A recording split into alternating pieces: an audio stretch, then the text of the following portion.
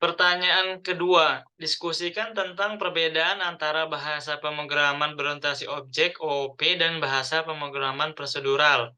Jelaskan manfaat dan kekurangan masing-masing pendekatan. Nah, ini ada gambar skema terkait prosedural dan objek oriented. Terlihat bahwa kalau prosedural dia sistemnya proses by proses, sedangkan objek oriented itu mewakili sebuah objek. Nah, pemrograman berorientasi objek, OOP, dan prosedural adalah dua paradigma. Jadi dia ini sebuah paradigma ya, yang berbeda dalam cara mengatur kode. Prosedural menggunakan serangkaian prosedur atau fungsi yang beroperasi pada data secara top-down, ya, dari atas ke bawah. Sementara OOP berfokus pada pembuatan objek yang memiliki atribut dan metode terkait, memungkinkan pemodelan yang lebih nyata dan kode yang lebih terstruktur untuk proyek-proyek kompleks. Nah, pilihan antara kedua paradigma tergantung pada skala dan kompleksitas proyek yang akan dikerjakan. Jadi kalau objek oriented ini memang dia pemodelannya dengan dunia nyata. Contohnya ini adalah buah, nanti ada mobil. Nah, misalnya keranjang belanja, kemudian produk. Nah, jadi dia semua objek-objek nyata itu dibuatkanlah objeknya di dalam program kita. Sedangkan prosedural itu pendekatannya tadi dari top down ya, dia dari atas ke bawah aja mengalir ya gitu seperti air dari atas ke bawah.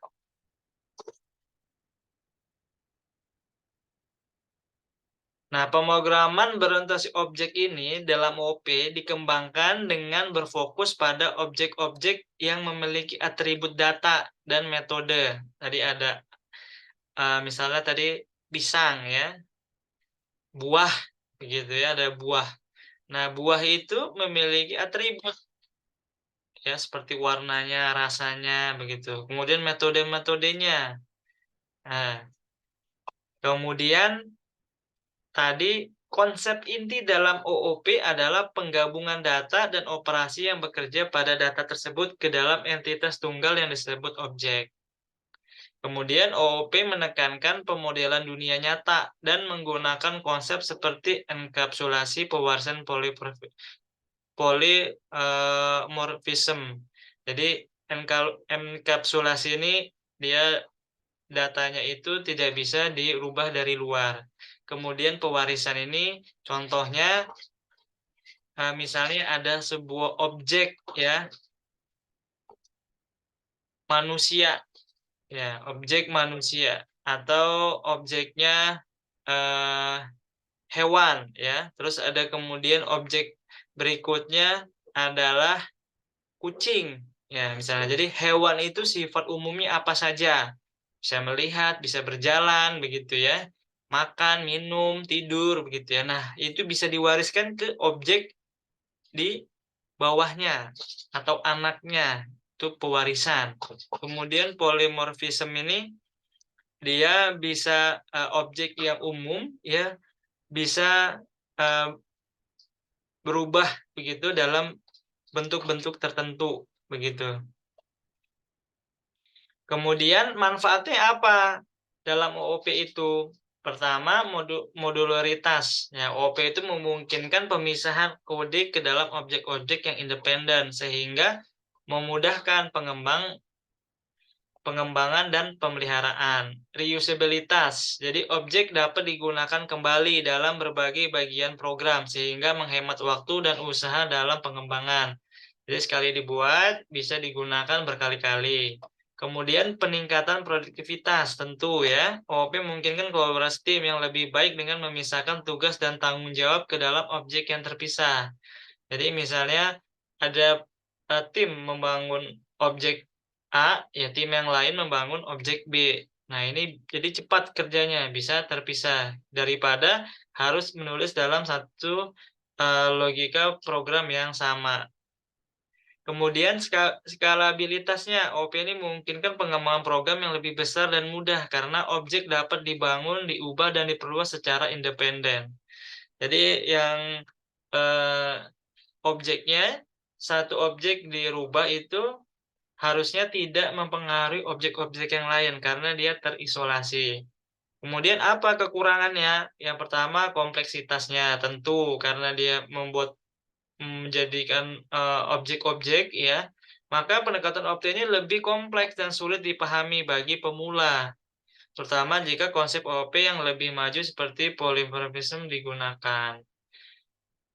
Kemudian overhead ya, dalam beberapa kasus penggunaan OOP dapat memerlukan lebih banyak sumber daya komputer daripada pendekatan prosedural yang sederhana. Kemudian, waktu pembelajaran dan menguasai konsep-konsep itu membutuhkan waktu dan usaha yang lebih banyak dibandingkan dengan pendekatan prosedural. Karena konsep OOP ini ada standarnya ya.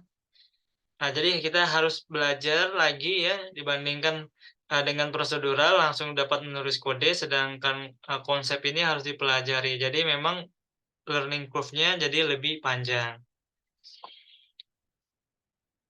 Nah, bahasa pemrograman prosedural. Dalam pemrograman prosedural, program terdiri dari serangkaian tindakan atau prosedur yang dieksekusi berurutan. Fokus utama adalah pada aliran eksekusi programnya. Proses pemrosesan data ditekankan dengan mengelompokkan serangkaian perintah menjadi prosedur atau fungsi yang dapat dipanggil. Manfaatnya, kesederhanaan tentu ya, pendekatan sudah relatif lebih mudah dipahami dan dikuasai, terutama bagi pemula dalam pemrograman. Performa, dalam beberapa kasus, pendekatan prosedural mungkin lebih cepat dan lebih efisien dari segi penggunaan sumber daya komputer. Kemudian kecepatan pengembangan. Kode prosedural cenderung lebih cepat ditulis dan diuji karena tidak ada kompleksitas yang terkait dengan penggunaan objek-objek. Namun ini semua tergantung dari skala programnya ya. Jadi semakin besar apa semakin kecil ya. Jadi kalau misalnya kecil menggunakan konsep prosedural itu mungkin lebih cepat.